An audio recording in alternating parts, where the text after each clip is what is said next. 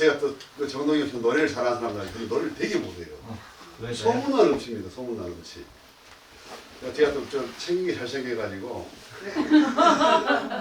창비로 처음에 이제 등단했을 때 그러지 말아야 할 텐데. 놀자는 거 이런 얘기 한도리가 잘합니다. 근데 이제 창비로 처음에 등단했을 때 이제 신기했나 봐요 제가. 왜냐면 저는 노동시를 썼는데 고려 노동자 문학회도 아니고 어떤 안 걸린 거예요. 서울대 나이도 아니고. 네. 하나 전혀 모르는 사람인 거예요. 그러니까 어디가나 정보 다 있잖아요. 근데 갑자기 창비로 노동자 현장을 경험하는 시가 툭 튀어나온 거죠. 너무 궁금했대요. 그래서 제가 등단을 4번을 하는데요. 5번 하고 총. 제가 아까 신문에 나온 거 3번. 그것은 이제 빼고요. 네, 그거 빼고. 아직 시작 안 했으면. 네, 그럼 좀 이따 할까요? 아니. 네, 아끼셨다가. 네, 이제 궁금하게 해놓고 이제 좀 더 해야 돼. 야, 괜찮냐. 그 아까 91년도에 현대시장에서 연락이 와요. 저는 투고도 안 했는데 신인으로 나가자는 거예요 갑자기. 그때 정유생이 찍었습니다. 91년에. 그래가지고 저는 잡지를 그렇게 사볼 돈이 없어가지고 현대시장이 어떤 자리인지 몰랐어요. 솔직히. 유일하게 아는 것은 이제 창비하고 뭔지 그 정도. 대학에 도서관에 가면 항상 있는 잡지들이니까. 그리고 이제 그 정도만 등단인 줄 알았어요. 나중에 보니까 아니더라고요. 그래서 이제 현대시장 연락을 받고 그냥 안 하랍니다 그랬어요. 그래갖고 이제 나중에 이제 좀 이제 시에 조금 어느 정도 이제 시가 쌓이고 이렇게 하니까 93년에 등단할 생각이었습니다. 그냥 제가 생각이 그랬어요. 그래서 92년 이제 신춘문예를 두고 있는데 92년 겨울에 이제 될 줄 알았어요. 이제 되겠지 하고 그냥 투고했죠. 7군데 보냈으니까 저도 2군데 되면 좀 좋고 그냥 한 군데만 돼도 다행이다 싶었죠. 이렇게 그냥 혼자 그래서 투고를 싹 하겠습니다. 이렇게. 소식이 없더라고요. 소식이 없어가지고 이제 92년 신춘문예가 이게 92년 신춘문예에 떨어지고 1년을 생각을 했어요. 그러다가 이제 그러면 조연하고 친했거든요. 제가 조연 씨. 등단지를 한번 찾아보자. 아니면 신춘문예가 나올까 등단지가 나올 거예요. 우리가 정했습니다. 연호는 신춘문예. 그럼 연호가 그러더라고요. 형은 창비가 좋지 않아요? 그러더라고요. 연호가 말을 했어요. 창비를 눈여겨봤죠. 그랬더니 그래, 창비가 괜찮겠다 그래도 뭣도 모르는 거예요 사실은. 창비로 나가면 어떻게 되는지 뭐 창비가 얼마나 좋아하는지 몰랐습니다. 그래도 괜찮은 잡지 정도. 네. 창비로 이제 투어를 할 생각을 하고 이제 93년 범호에 투어를 해요. 제가. 범호가 1월 3일까지 1월 4일 마감입니다. 1월 4일. 1월 4일이 범호 마감입니다. 투어를 했더니 될 줄 알았어요 그때도. 근데 번심만 올라간 거예요. 번심만 올라가고 이름이 나오잖아요. 뭐 투고한 누구 뭐 이대흠 씨 시는 이미 시인이나 불러도 손색이 없다 이렇게 나와. 이미 손색이 없으면 뽑아야지. 안 그래요? 손색이 없다. 네. 뽑아야지 당연히. 사람 이상한 사람들이네. 여름에 또 다른 원고로 또 투고를 해야 돼. 제가 80편을 투고합니다.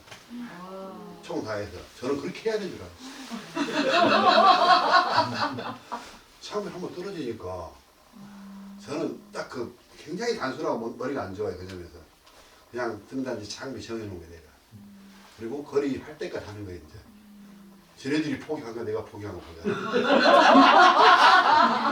오케이. 네. 그래가지고 이제 여름에 또 투고를 했어요. 여름에 김진환이라는 시인이 돼요. 동화도 잘 쓰고. 김진환 씨가 좋더라고요.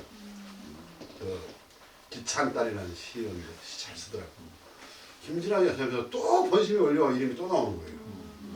또 손색이 없대요. 어쩌자고.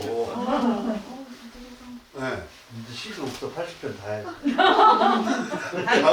가을로는 참았어요. 솔직히. 참아요. 화가 나더라. 2번 그러니까. 손색이 없으면 당연히 뽑아야 되잖아요. 근데 뭐 공허에는 뭐라 했다. 좀 짧은 시들이 있거든요. 깔끔한 시들 시집에 다 실렸는데 너무 그 결격이 없어서 오히려 뭐 어쩐다 뭐 그런 있잖아 묘한 말 어쩌자고. 묘한 말. 네. 그래갖고 이제 가을을 쉬어요. 그래서 겨울을 토를 또 해요. 또 20편 가까이 했죠. 막 대패씩 하니까 열심히 싸우고 했더니 전화가 왔어요. 전화를 누구한테 김상희 선생님 전화가 했어요. 이대면 쉬죠 그래요. 저는 이제 그때 노가다꾼입니다. 노가다꾼이었기 때문에 그때는 핸드폰도 없고요. 삐삐 하나 있었는데 아마 그랬을 거예요. 아니 집 전화가 있었구나. 근데 이제 창비라고 해요. 누구라고 그랬고 김상희라고. 그 이름은 알죠. 민족문화 주체논쟁부터 해서 그냥 김상희 그러면 쫙 나오잖아요. 그 애국자적인 그런 집안이잖아요. 그쪽이. 그래서 이제 알죠. 충격이었어요. 김상희 전화 받다니 거기까지 충격이 있었는데 노가다꾼들의 습성이 뭐가 있냐면 그거는 지식이 나는 노가다꾼. 근데 한 번 봤으면 좋겠다는 거예요. 그래서 근데 왜 보자고 그랬어요 제가. 그잖아요. 뽑혔습니까? 그랬어요. 그건 아닌데요. 뭐. 아 그러면 뭐 볼 이유가 뭐가 있어요? 그랬어요. 그잖아요. 위도 아니고 저도 아닌데 왜 가느냐. 근데 여러 어르신들 백낙지 선생님을 비롯해서 이시영 선생님을 비롯해서 여러 어르신들도 되게 보고 싶어하고 실은 저도 뵙고 싶다고 그래요. 그래서 아니 뽑은 게 아니면 별로 가고 싶지 않다고 그랬어요. 네. 그잖아요. 저는 갈 이유가 없다고 봤어요. 그래서 내가 여러분보다 형인데 내가 먼저 나가야 되는데 그래갖고 이제 연락이 와서 간곡히 말하더라고요. 언제 틈이 되시냐. 그래서 저는 노가다꾼이니까 낮에는 일을 하자. 밤에밖에 없는 거예요. 창비를 근무를 언제 하겠어요? 낮에 하자. 시간이 안 맞는 거예요. 못 맞추겠다고. 또 제가 그때 이제 팀을 맡고 있기 때문에 빠져 나갈 수가 없습니다. 이 현장 위험하고 그래요.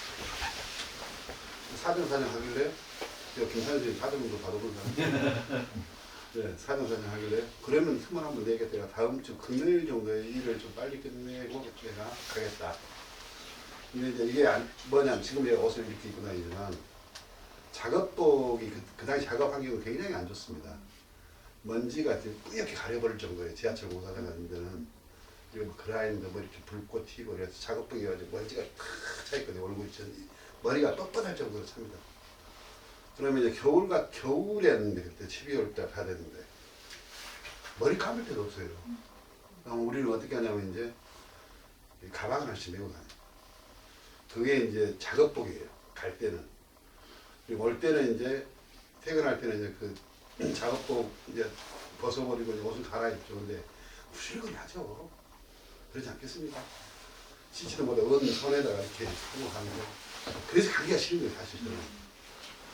그런데 이제 그것도 속도 모르고 오라는 거예요. 그래서 창비 갔더니 그때 이제 창비 마포 사무실인데 6층 건물이 쭉 있지 않습니까? 네.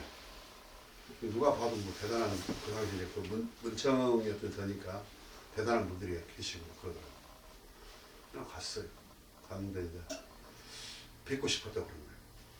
그냥 궁금해서 도대체 왜 나를 만나고 싶어? 알아보니까 그거예요. 혹시 구로동소녀 문학회 쪽에 아니라겠어요. 대학을 서울에 아니고 서울에는 자기들 알잖아요. 아 궁금해서 물어보면 서울예전이나 하니까 이제 깜짝 놀라버린 거예요. 창비 계열로 서울예전 출신이 등단한 게 최호기 선배가 등단해요. 먼저. 근데 최호기 선배는 이제 등단만 거리하고 먼지로 가버리고 자기가 등단한 작품은 거의 작품이 안 실어버립니다. 전혀 다른 시를 써서 이제 발표를 하고 시 잘 쓰죠. 그렇게 한번 하고 나서 이제 제가 처음이거든요. 근데 그쪽 계통 서울에 대해서 창비로 누가 투구하리라고 생각을 안 합니다. 그냥 거기는 문집하니까. 그런 게 있었어요. 그렇게 해서 김 선생님 만나고 이제 겨울호에 이제 또 나오죠. 제가 세 번째 등단입니다. 유경 씨 시는 뭐 어쩌고 뭐 이미 시인이라고 불러도 소식이 하나도 없죠. 가서 이제 놀라운 게 뭐냐면 제가 그때까지 60편 정도 투구를 했잖아요. 한 번만 더 투구를 해달래요. 근데 홍보가 없는 거예요 이제.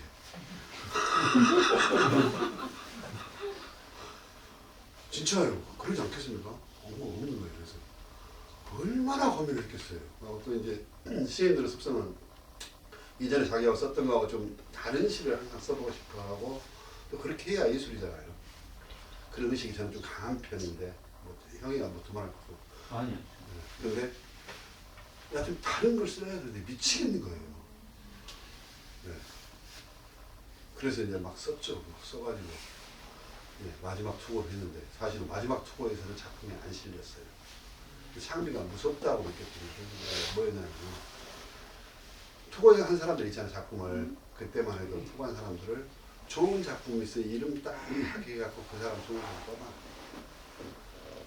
제 작품에서 처음 투고부터 해서 자기들이 좋다고 생각한 작품 다 뽑아놓은 거예요. 네.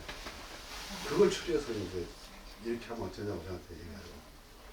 근데 이제 좀 놀랬던 그때 또 시가 한번 깨져요. 보통 등단하고 그냥 한번 시에 대해서 좀 나의 어떤 편견 같은 게 있었는데 그게 아니구나 하는 생각을 그때 이제 등단할 때 했어요. 이게 시가 될까 했던 것을 더 좋게 생각하죠. 지금 여러분에게 하고 싶은 말은 이제 제일 지금 등단하신 분도 많이 있는 것 같은데 항상 그 어떤 예술은 이것이 될까에 있어요. 이것이 그것이 시야라고 말하는 순간에 시가 사라져버립니다. 도망가버립니다. 그랬던 경험이 있어요. 카메라 켜도 되는데 안 오시네? 지금 네, 돌아가고 지금 있어요. 그래요? 네. 그럼 전 방송이 안 되고 있어요. 아 지금 그래요? 그냥 저거 이거 나중에 아, 카메라가 영상만 켜려고 돼. 하죠. 네. 그래요? 그러면 지금 방송 중입니다. 네네. 편집할게요. 네, 저는 그냥 계속 사회자 계셔서 이제 제가 그래서 그 아까 그 말씀을 이제 많이 하셨는데 사실 제가 준비한 질문의 상당 부분을 막 아까 다 하셨어요. 또 하셔도 돼요. 네. 또 다른 얘기 합니다. 그 젊으셨을 때 이제 노동하시고 시 쓰시고 그랬는데 그때 노동의 어떤 경험이나 그런 것들이 네. 아직까지도 그 남아 있는지 시에 아직도 반영이 되고 그 정신이 살아 있는지 그런 얘기 궁금합니다. 노동의 정신이 뭔지를 그때 뭐, 쓰셨을 때 네. 뭐 초심 같은 거라고 할 뭐 그런 부분들이죠. 사회에 대한 거라든가 뭐 노동 현장에 대한 지금도 크게 바뀐 부분이 없고 어려운 부분이 많이 있는데 예, 예. 그렇죠. 겉으로 드러난 것은 이제 다르게 드러났겠죠. 근데 그 점에서는 약간 진보 쪽입니다. 빼가먹고요. 시는 말랑말랑했습니다. 더 말랑말랑 쓸 거고요. 노동에 대해서는 굉장히 두려움이 없어요. 무슨 얘기냐면 저는 실은 제주 살 때 제가 입시학원 쪽으로 가서 강의를 했는데요. 학원이 망해버려요. 1년 반 하다가.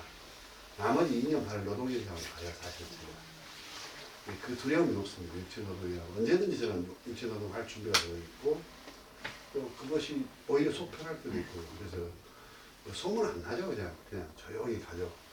가서 이제 현장 일을 하고, 또 그 배운 게 도둑질이란 말이 있듯이, 그쪽 일을 또 다시 많이 했습니다. 지금도 이제 저희 집안 일 같은 거 조금씩 하고요. 지금은 이제 직업이 따로 있으니까 이제 그 일을 안 하죠. 근데 제가 등단했을 때 저는 노동자 시인으로 평가를 받았어요. 좀 특이하게도. 네. 신문에도 노동자 시인 이렇게 나왔어요. 근데 저는 이렇게 생각을 했어요. 그 시를 쓰는 자세만이 아니라 인생을 이렇게 딱 봤을 때 10년, 20년, 이렇게 30년 봤을 때 저는 자기 발전을 하는 사람이 되고 싶었어요. 한 번 노동자 시인을 못 박힌 게 싫었어요. 저는. 그러니까 저는 노동을 하면서도 예를 들면 뭐 교수도 할 수 있고 나중에 이렇게 발전해가는 모습이 인간의 모습이라고 저는 생각을 해요. 그래서 이제 물론 어떤 그 역할들도 매우 중요하고 특히 우리 송영도 같은 경우는 진짜 훌륭한 분인데 그런 사람의 역할들이 있지만 저는 그것이 끊임없이 자기 갱신을 해야 된다고 보는 쪽이에요. 삶이. 그래서 후배들이 나중에 봤을 때 저 사람은 건설형 노동자 생활을 제가 오래 한다는 게 35 정도까지 해요. 그 이유도 있는데 이제 그래서 좀 있거든요. 그 하면서 이렇게 쌓인 게 있어요. 이렇게 뭔가 있습니다. 굉장히 단순해요. 노동 현장은 단순하고 거칠고 그런데 좋은 점은 있어요. 머리를 거기다 크게 안 써요. 그러니까 하루 종일 머리로는 시를 해결하면 됩니다. 그런데 이제 굉장히 그 작업 현장이라는 것은 상상할 수 없습니다. 예를 들면 여기서 이런 틈 정도 되는 천장을 기어다니면서 먼지 투고 그 일을 해야 되는 상황이 많아요. 생각보다 뭐 엔지니어 말은 그러지만 어렵습니다. 몸도 좀 지금처럼 살찌면 안 되고 좀 더 가벼워야 되고요. 근데 그렇게 할 때는 이제 땀이 범벅이 됩니다. 저는 매직으로 실을 썼어요. 매직으로 실을 쓴 게 뭐냐면 바르면 다 지워집니다. 유성 매직은 잘 안 지워져요. 유성 매직은 잘 안 지워지고 작업 현장에서 이제 흔히 있는 것이 이제 시멘트 포대. 다른 종이는 구겨져 갖고 나중에 물러져서 찢어져 A4지 같은 게 있는 것은 시멘트 포대는 잘 안 찢어집니다. 뭐가 있어요. 그런 데다가 이제 매직으로 실을 써서 딱 한 줄만 제거하는 거예요. 나머지는 이제 그러니까 제가 직위 연습을 많이 했기 때문에 훈련이 돼 있죠. 특히 이제 진술 같은 게 좋은 진술이 나오면은 딱 메모를 해놨다가 그대로 이제 저녁에 바로 시를 못 써요. 왜냐하면 건설 현장이라는 것은 이제 좀 나이 먹고 책임을 지다 보면은 사람들 데리고 다닙니다. 그러면 이 노동 현장의 사람은 어떤 일을 발표하냐면 그분 훌륭한 분이 많은데 먹고 술 한잔 해야 돼. 저녁 먹고. 그러면 이제 제가 이제 현장 소장이라고 하는데 그 분야의 소장입니다. 그럼 그 사람은 이제 돈을 가지고 있으니까 저녁 먹고 술 한잔 할 때까지 있어야 돼요. 그래서 보통 10시 넘어갑니다.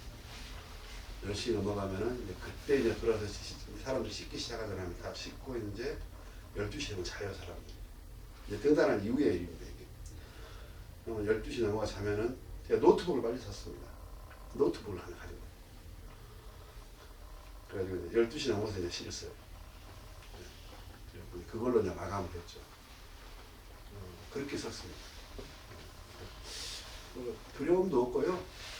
저는 노동을 매우 신성하게 여기고 좋게 생각합니다. 근데 이제 근본적으로 일하고 싶으면 일하고 놀고 싶으면 노는 사회를 좋아하고요. 그 사회를 지향합니다.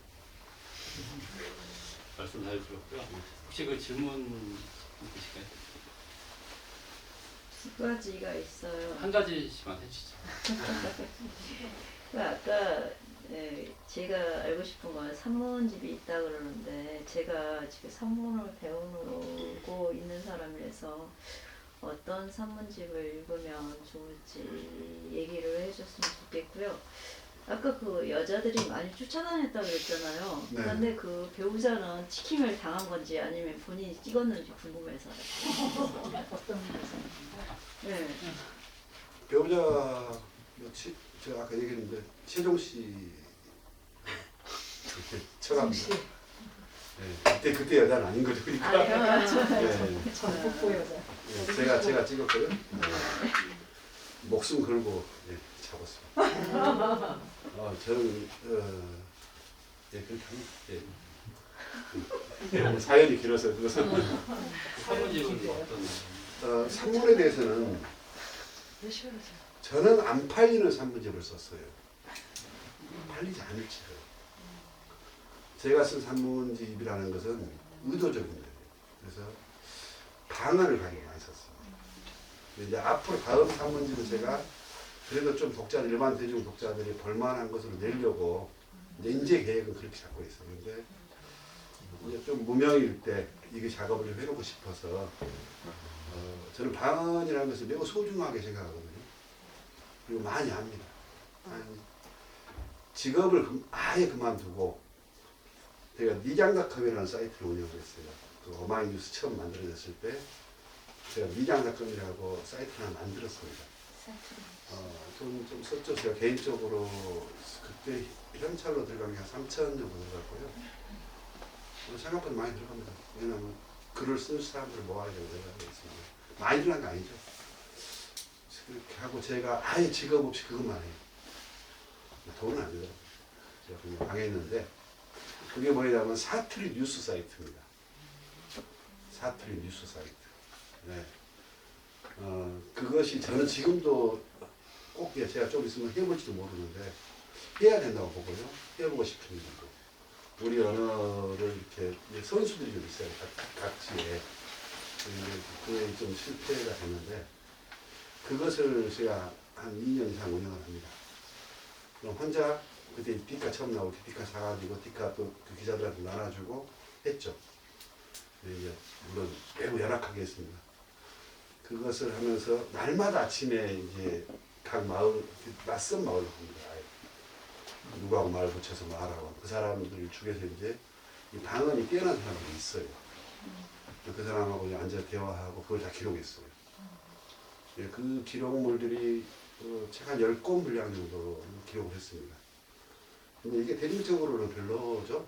사실은 대중적으로 별로인데 우연히 이제 문학동네에서 그 책을 한 권 내자고 해가지고 저는 다른 원고를 선택할 줄 알았는데 그 원고를 내자는 거예요. 그 얘기도 좀 해야 돼요. 재미 깊은 물이라는 출판사가 있었어요. 예. 거기에서 저한테 상당히 파격적인 제안을 해가지고 그 책을 시리즈로 내기로 했습니다. 돈 받았어요. 파격적인 제안을 하면 그때 돈은 일단 선인실에 그때 500인가 주고 했습니다. 받고 이제 거기서 이제 재미 깊은 물에서 책이 그 출판이 잘 안 되고 나서 나중에 DC집이라는 책을 냅니다.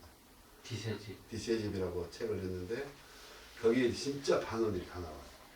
진짜 취재 잘했고 좋은 책입니다. 그 편집장. 예. 정우승 선생님하고 나중에 김혜국. 현대문학도사. 김혜국. 예, 거기하고 인연이 돼갖고 있었어요. 네. 그때 이제 책이 시리즈로 나오게 됐는데 한 권만 나오고 말아버려요. 예. 그 모항에 사는 그 누구죠?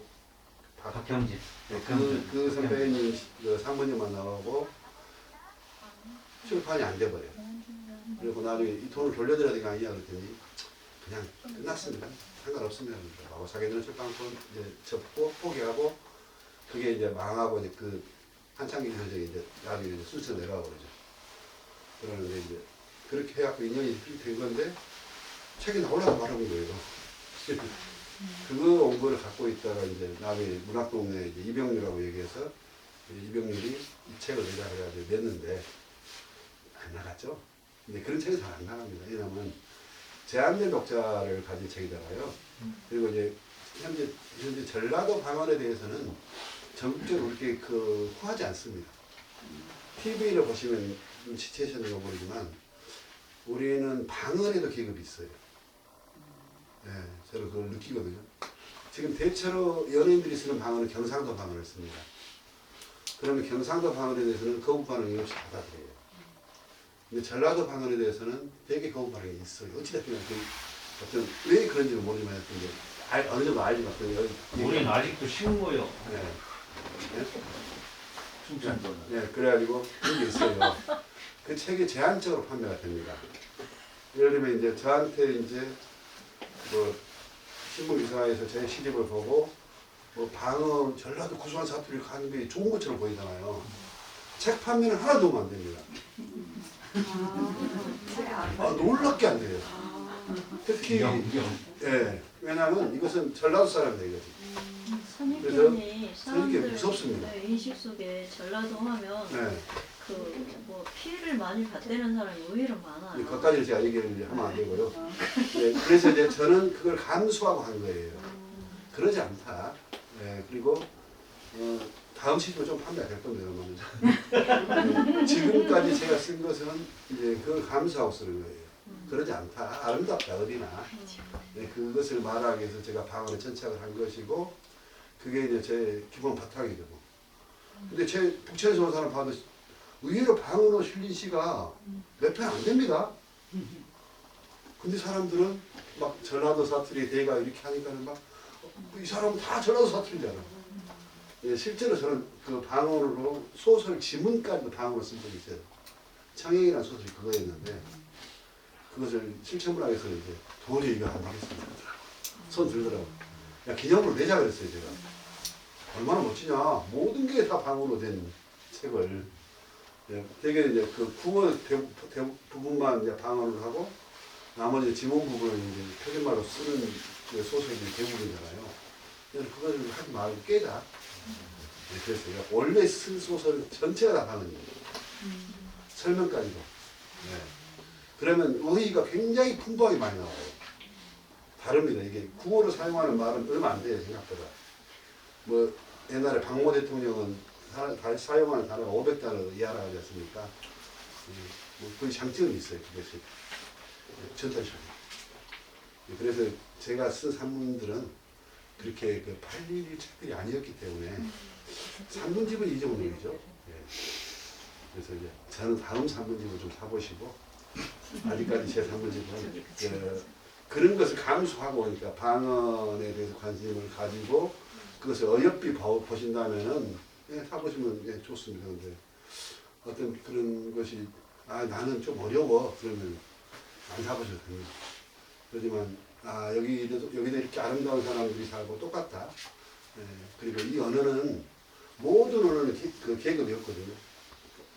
그리고 이제 정확히 말하면은 방언이라는 것은 지역 방언이 아니라 개인 방언입니다. 엄밀하게. 그래서 저는 그 개인 방언을 소중히 여기고 이정옥 사전, 이대영 사전 이런 사전들을 좋아합니다. 감사합니다. 다른 분 질문.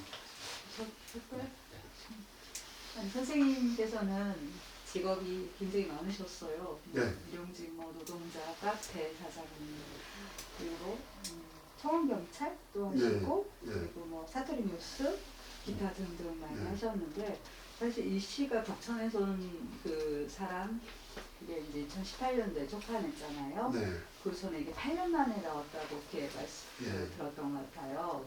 해상하기까지가 8년이 걸렸으면 그 사이에 그 8년 기간은 왜 시를 안 쓰신 건가 아니면은 뭐 해상하기 위한 준비를 하신 건지 궁금해서요. 그래서 이제 선수들끼리 아는데 네. 그 시집이 2014년에 나오기로 했습니다. 아 그랬어요. 이미 다 끝났어요. 다 끝났는데 그때 뭐 문단에 막 미투 터지고 또 뭐 이 사건이 많이 터집니다. 그래서 밀린 거 창피가 시집을 안 냈어요 거의. 네, 안 내고 또 이제 어른들이 또 껴들어오고 막 어른들이 이렇게 좀 신인들이 지금 많이 내는 거예요. 이렇게 몇 권을 내고 이렇게 또 하면 해가 바뀌면 또 껴들잖아요. 그래서 저는 나오겠지 하고 기다리고 있었어요. 안 나오는 거예요. 그래서 이제 2017년에 이제 전화를 했죠. 왜 안 나오냐? 원래 2014년 1월달에 나오기로 했어요. 괜찮겠다. 왜냐면 4년 토울이니까. 근데 저는 이제 원고가 또 쌓였을 거 아닙니까? 한국 분량이 더 있겠죠. 다 또 쌓인 거예요. 시는 발표를 조금 그래도 한 편입니다. 근데 막상 2018년에 저 책을 내자니까 이제 그 원고를 다 써먹을 수 없는 거예요. 이 편집이라는 게 참 묘한 게 딱 거기 자리에 끼어들 시들이 있어요. 그리고 이제 8년이 돼버리잖아요. 그러면 그걸 두 권을 묶어내기는 이상합니다. 이게 2014년에 나와버렸으면은 가닥이 지어지고 또 4년은 2018년 한국에 더 나왔을 것인데 8년치가 모아져 버렸잖아요. 이걸 하기가 굉장히 또 힘들어요. 하고 뭔가 좀 또 어색한 것도 있고 막 네, 그렇습니다. 그래서 시를 안 쓴 건 아니고요. 많이 열심히 했는데 그런 사연이 있어가지고 그게 미뤄진 것이 2018년에 돼버렸습니다. 4년 만에. 네, 그래갖고 이제 자기들은 그걸 뭐 8년 만에 낸 시집이라고 이제 광고한 거죠.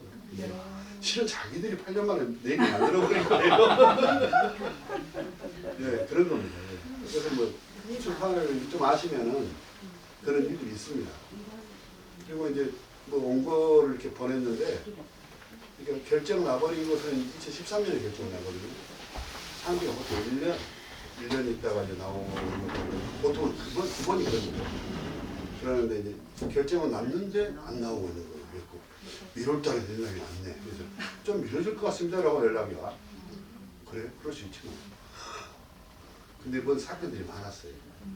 예, 뭐 고은서식 사건도 터져버렸고 그랬습니다. 그때 아마 그랬을 겁니다. 상비에서 또 조심하고 그때 막 그랬어요. 문지 창비 다 그랬어요. 그러다가 그냥 18년에 나왔어요. 답이 됐나요? 네, 맞습니다. 거기 하나 더 이제 있는데요. 네. 그 리장닷컴이라고 리장닷컴. 사투리 뉴스 네. 그거는 지금 이제 아예 없는 건가요? 제가 네. 다 사주고 제가 대표니까. 아 그래? 네. 네. 네. 그것도 이제 비하인드 스토리가 또 있습니다. 그 뉴스를 이제 미국에서 본 분 한 분이 약간 재력이 있는 분이 한국을 찾아왔어요. 사이트를 사겠다 그러더라고요. 네, 그래서 뭐 저는 힘들죠. 그 원고료만 갖고 받아갖고 운영하는데 얼마나 힘들었겠어요. 근데 그분은 이제 재력이 좀 있어야 900억 대 이상이 되는데 저보다 조금 많더라고. 지금 저보다. 근데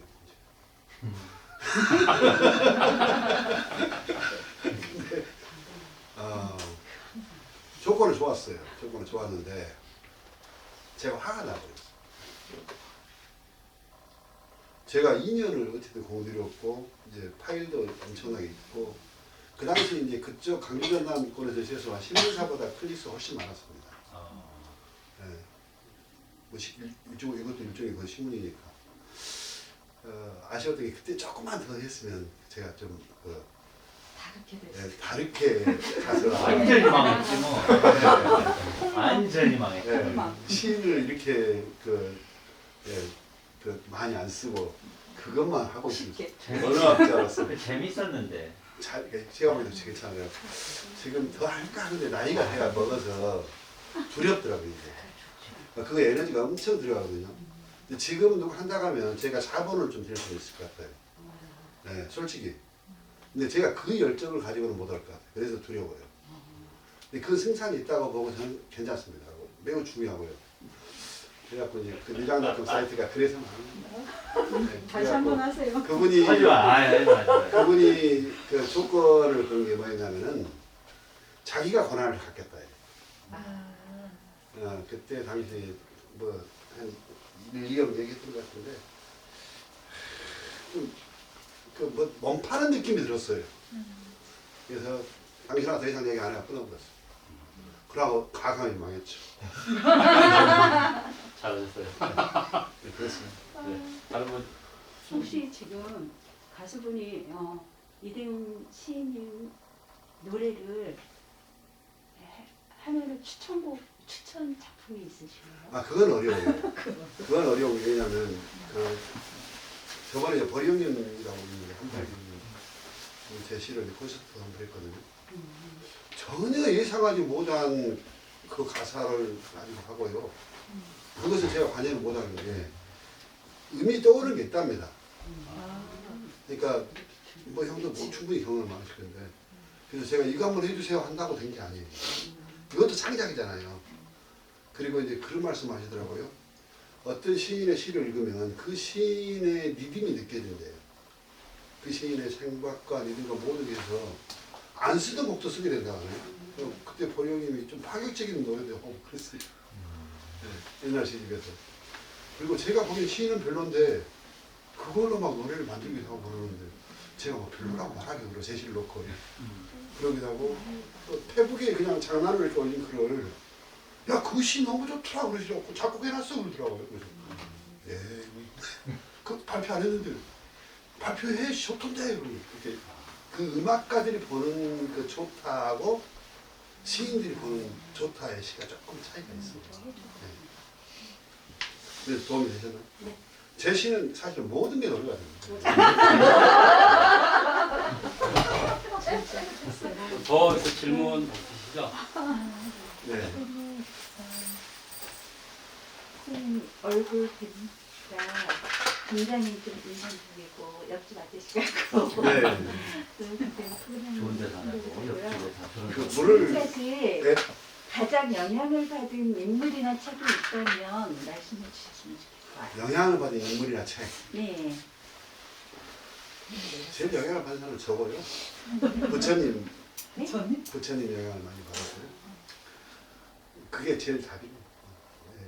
제가 어떤 일을 하거나 어떤 선택을 할 때 부처님이라면 어떤 생각을 할까? 어떻게 행동할까?를 해요. 그런데 늘 죄를 지쳐. 네. 그렇게 하고요. 영향을 받은 책은 너무 많죠. 너무 많아서 말하기가 좀 그런데 그래도 전하고 싶은 책이라도 여러 권이 있습니다만 정성면에 저는 존재의 세 가지 거짓말이라는 책을 상당히 좋아해요. 존재의 세 가지 거짓말. 아가사 크리스토프인가? 네, 아가사 예, 소설 3권짜리인데요. 요즘 까치에서 많이 올렸던데 가격을. 뭐 깜짝 놀랐어요. 그 한번 제가 한 권당 15,000원씩이나 받아보니까 지금. 근데 그 소설이 저는 제가 본 소설 쪽에서는 최고였고요. 네. 뭐 시에서는 뭐 존재의 존재의 세 가지 거짓말. 아가사 크리스티. 크리스티가 아니라 크리스토판이에요. 크리스토프? 크리스티는 그것이 추리소설 작가고. 아, 그 네, 저기 네. 크리스토프 작가 아닙니다, 말고 아닙니다. 크리스토퍼요? 네. 노벨상 후보에 올라갔다 떨어진 분인데 크리스토퍼? 밀란 쿤테라를 많이 좋아하는데 같은 그쪽 사람이거든요. 근데 저는 개인적으로는 물론 쿤테라도 좋지만 급이 다르다고 봐요. 저는. 혹시 네. 방언을 많이 사용하셨는데 저도 전라도 사람으로 저는 보면은 다 이해를 해요. 네. 근데 타도 사람들이 봤을 때 굉장히 난해해서 이해하기가 어려운 거 아닐까요? 그러진 않아요. 그래요? 왜냐하면 타도 출신인 최재봉 기자가 좋다고 평가를 했으니까. 그래요? 그리고 이제 언어는 읽으면은 다 됩니다. 방언은 한국 방언 영어는 제주도 이제 아주 토속 방언이 있거든요. 진짜 제주말. 그거는 안 그것은 알아먹기 힘들어요. 네. 왜냐하면 명사도 다르고 다 달라요. 네. 그 일본어 같은 느낌이 들 정도로 다른데 아직은 뭐 우리가 지금 1930년대 40년대까지는 신문지상에 방언을 수시로 쓰는 소설이 발표가 됐고요. 그런 소설이 인기가 있었습니다. 근데 어느 순간에 이제 군사독재의 후유증이 나오는데 방언에 대해서 편견이 생겼어요. 제 눈에는. 그래서 타 지역 방언을 거부하는 그런 게 뭔가 생겼습니다. 근데 그것은 이제 제가 어떤 사회학자는 아니기 때문에 거기 분석까지는 안 했습니다만은 그것이 언어의 문제까지 왔어요. 놀라운 것 중에 하나가 세계적인 방언 연구자로서 유명한 사람들 중에 하나가 여러분 잘 아는 사람들이 있어요. 그림 형제라고 들어보셨죠? 그림 형제 동화 형제입니다 실제로.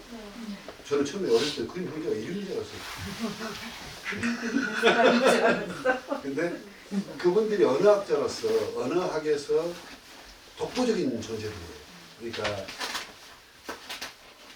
언어학 계보에서 일종의 최고의 아버지 다음에 바로 2대 정도 중심인 거 4명을 꼽으면 들어갑니다.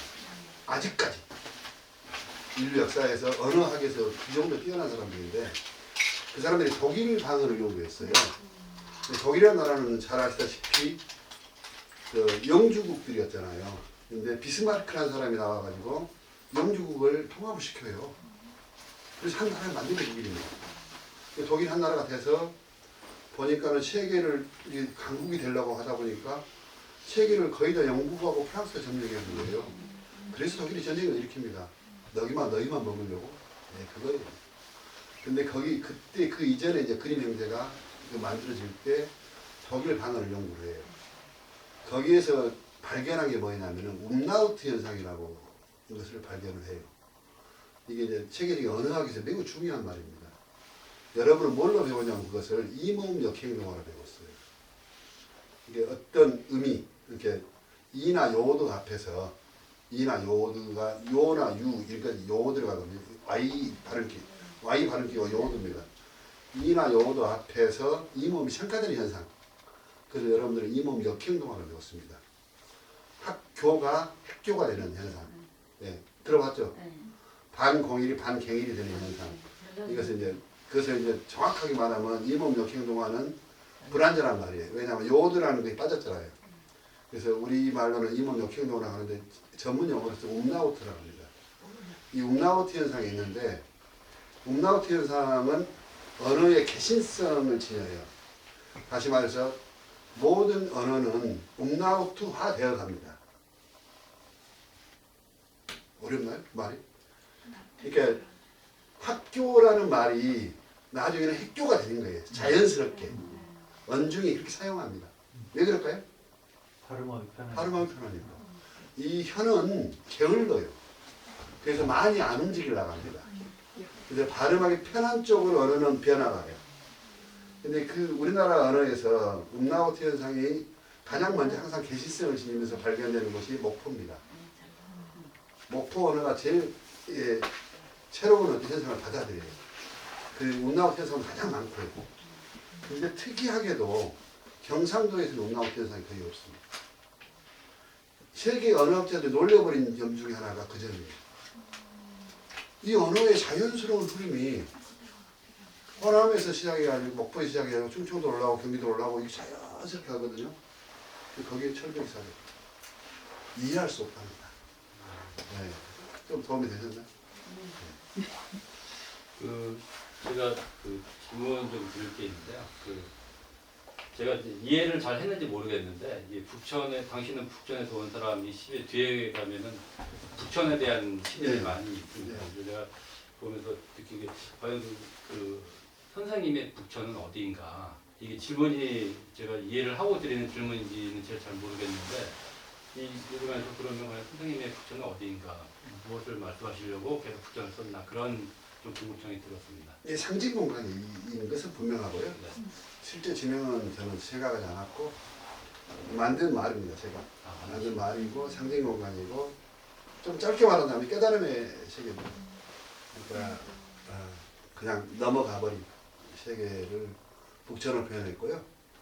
북천은 북녘북자에 내천자를 썼습니다. 그 이유는 어떻게 되냐면은 오행이라고 들어보셨나요? 혹시 음양과 오행 들어보셨죠? 이게 굉장히 중요한데 한국인들이 잘 몰라요. 이 일상생활에 다 음양 오행으로 되어 있는데, 예, 오행에서 목과 토금수를 그려가지고 이 수가 북쪽이에요. 북쪽은 고구려 고음벽화 보시면 뭐가 있습니까? 현무가 있죠. 현무가 있고 북쪽은 하천이 있어요. 그러니까 물입니다. 북은 수기운이거든요. 북은 물이라고 봐요. 근데 이 물이 공부를 저는 많이 안 했습니다만 책을 보니까 이 물은 지혜의 물입니다. 지혜의 물이고 차가운 물이에요. 그래서 현무는 그런 역할을 해요. 이렇게 냉철한 어떤 지혜 그런 것을 뜻합니다. 그래서 북천은 그런 의미가 있고요. 검은 물이고 맑은 물이고 지혜이고 그거 상징으로서 북천이라는 단어를 썼고요. 정확히 말하면 뭐 그 정도. 그렇게 이제 아이디어를 얻어서 이렇게 만든 말입니다. 선생님 말씀 들으니까 네. 좀 이해가 좀 많이 되는 것 같습니다. 그러니까 바로 이제 북천이 어디냐 물으면 허영태 선생님이 북천일 수도 있고 이종수 선생님. 이제 저는 이제 사실 사랑하는 사람 앞에 당신이 북천이라고 말할 수도 있고. 그 바로 옆에 있어요. 네. 천북이라고. 네. 북산이 아니고 천북. 이게 놀라운 게 또 하나가 이제 그 유홍준 시인이 있었는데 그분이 북천까마귀라는 네, 시로 맞아요. 상도 받아요. 근데 제가 쓰고 있는데 그걸로 똑같이 쓰고 있었던 거예요. 그분은 실제 진행이었어요. 홍준이 형이 그때 이제 그 이병규 문학관에 근무할 때 거기가 북천 예언이에요. 그래서 나중에 이제 물어봤어요. 근데 많이 물어본 게 아니라 보니까 홍준이가 통화해보니까 거기더라고요. 그래서 거기 북천은 지명 북천을 땄는데 물론 그것도 이제 상징적으로 읽을 수도 있고 그러지만 그래서 처음에 저는 이제 북천이라고 만들라고 쓰고 있는데 형 어떻게 나하고 똑같이 북천을 써? 그랬더니 그래 뭐 서로 쓰면 되지 뭐 그러고 말았어요. 홍준이 형은 그거를 상도 받고 서울시 나왔으니까 받고 그랬었는데 그 형은 이제 그렇게 했고 저는 이제 다른 북천이에요. 근데 공교롭게 또 제가 거기 또 초청을 받아 강의를 하러 가요. 이경규 문학관 강의를 하러 갔는데 그 사람들은 전부 다 자기들 거기 북쳐 있는 거예요. 그럴 수 있겠네요. 그래서 뭐라 했냐면요. 네, 여기 북천이었습니다. 라고 했죠. 먹고 살아야 돼요. 여름 땡볕에서 그때 하여튼 그래서 그렇게 물어보는데 뭐라고 해요. 그러면서 설명을 했죠. 이제 상징 공간이고 여기 북천도 있는지 알고 있었고 여기 북천도 생각했다. 그리고 유홍준이나 좋은 시인이 이미 여기를 많이 또 썼지 않냐 그렇게 얘기했죠. 마지막으로 선생님 참 좋은 시를 많이 쓰셨고 물론 난해한 시도 많이 있었고 그리고 제가 그 상처가 나를 살린다 이제 네. 정말 난해한 네. 시들이 많이 있더라고요. 네. 기호도 많이 사용하시고 네. 그런데 그건 제가 이따가 한번 또 질문 드리기로 하고요. 구하기 어렵거든요. 네. 그 선생님이 이렇게 많은 소재나 주제를 가지고 글을 쓰셨는데 아직까지 쓰지 않은 제대로 꼭 쓰고 싶은 소재나 주제 뭐 그런 게 있다 그러면 혹시 어떤 게 있는지 정말 이런 내가 한번 이 표현을 제대로 하고 싶다. 계획을 잡아서 저는 쓰는데요. 여기까지 계획을 많이 안 갖고 썼습니다만 시집을 내는 것도 계획을 잡아서 했어요. 이 첫 시집을 내고 이제 그때 이제 체네트 후배들한테 제가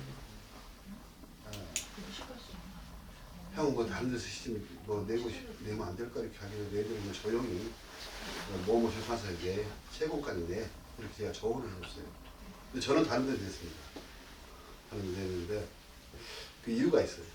저는 시 세계를 이제 이렇게 약간 원심력과 구심력을 보는데 이 시를 확장을 시켜가는 과정이 있어요. 넓혀가 이렇게 실험을 한 거예요. 이것도 시를 갖다가 막 질문 던지면서 가버립니다. 그리고 네 번째에서는 다시 이게 올라가죠. 그게 네 번째가 기가스럽답니다. 네. 근데 이제 지금은 이제 더 와서 여기서는 이제 또 다시 이제 더 안으로 들어가고 있어요. 이게 이제 계획이었습니다. 지금 마음으로 가고 있어요. 마음으로 가고 있고 이제 정확히 말하면 마음이 아니라 이제 인간의 이제 정서에 대한 얘기를 불교에서는 이제 12연기라는 게 있습니다. 12연기라는 게 있는데 우리가 이제 잘못된 편견을 가지고 정보를 받아들이는 과정 그리고 나중에 이제 괴로움을 과시하는 과정까지를 명확하게 이제 얘기해 놓은 게 있어요. 공부해보시면 아실 겁니다. 거기서 이제 무명에서 시작을 해서 무명행식, 그다음 명시까지 나오고 그다음에 촉수예치 이렇게 나오는데 거기서 촉수예치 부분에 좀 집중을 하고 있어요. 제가 어떤 중요한 것은 어떤 우리가 놀라운 것은 만약 선을 보러 나가잖아요. 그러면 선을 봐서 오늘 마음에 안 들었어라고 오는 경우 있죠. 뭐 선 봐보지 않았죠. 네. 그것은 정확히 말하면 오늘 내가 그 사람을 마음에 안 들 준비를 하고 나갔어요. 나중에 이제 이게 길어지니까 이것은 그렇게 됩니다. 그래서 저는 그것을 제가 들여다봐요. 이렇게 들여다보면서 내가 오늘 어떤 것을 마음에 안 들 준비를 하고 나가지 않는지 봐요. 그걸 씁니다. 그래서 이제 그런 어떤 마음이나 정서, 그다음에 감정 같은 게 있지 않습니까? 감정이 발생하는 걸 바라봐요. 풀이 나서 이 감정이 이렇게 풀쳐나거든요. 이거 보여요. 눈이 좋아지니까 노안이 오면 보여요. 이 사람은 한 얘기고 노안이 오면 왜냐면 내면 들여다보니까 보입니다. 근데 그것을 쓰려고 마음을 먹었고요. 지금 북촌에서 온 사람 그 뒤에 제가 아까 3개월간 어떤 5쪽부터 연구했다고 했잖아요. 네네. 그게 이제 이쪽으로 연구를 한 거예요. 그때 이제 연구를 하면서 그것하고 또 하나는 이제 씁니다풍의 시를 아주 산문적이잖아요. 씁니다는 시의 기본으로 다시 하는 거예요. 제가 지금 기본부터 다시 한번 해서 또 이제 계획이 더 있습니다만 지금 미리 다 이제 공개해버리면 제가 80까지 먹고 살기 없잖아요.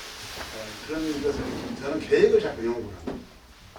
그리고 지금은 이제 그 산문식풍의 시를 어떻게 하면 지루하지 않게 쓸 수 있는가. 그 다음에 이제 요즘 제가 쓰는 풍은 이제 약간 시적 허용이라고 그러죠. 비문 쪽에 관심이 좀 있어요. 지금은. 그전에 이제 비문을 제가 즐겨 사용하지 않았어요. 거의 한 권에 하나 정도 비문을 씁니다. 제가. 의도적이죠. 의도적 비문을 사용했는데 지금은 조금 더 사용을 하는 쪽을 하고 있습니다. 왜냐하면 이제 인간의 언어라는 것은 어차피 제한성이 있기 때문에 엄격한 의미로 언어는 실패했거든요.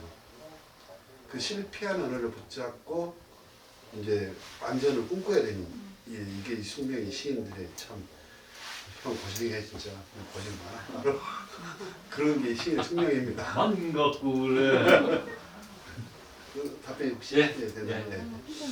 그 오늘 긴 시간 동안 그 토크 콘서트를 했는데 처음에 강의 그 서두에 하실 때 굉장히 무섭게 강의를 하시는 편이다 이렇게 말씀하셔가지고 좀 긴장을 하셨죠? 저도 좀 긴장을 했었는데 의외로 재밌고 깊은 그런 강의를 해주시고 포크포크를 해주셔가지고 굉장히 저희한테 유익했던 그런 시간이었던 것 같습니다. 우리 그 선생님께 마지막으로 큰 박수 드리겠습니다. 우리가 첫 번째 여기서 마치기로 하고요. 책 있으신 분들은 사인 받고 하시기 바라겠습니다. 근데 막걸리 차는 안 마셨는데 제가 먹으려고 하셨죠? 아닙니다.